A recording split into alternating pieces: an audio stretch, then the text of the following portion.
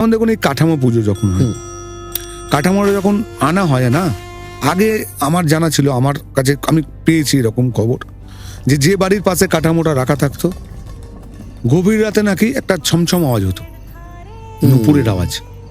এবং এরকম দেখাও গেছে গঙ্গা থেকে, মানে ওইখান থেকে একজন মহিলা লাল কাপড় পরে গঙ্গার ধারে চলে যাচ্ছে কাঠামো থেকে। কাঠামো থেকে।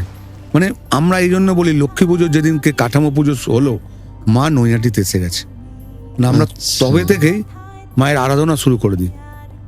এবং ওই দিন থেকে আমাদের একদম আলাদা সিস্টেমটাই আলাদা হয়ে যায়।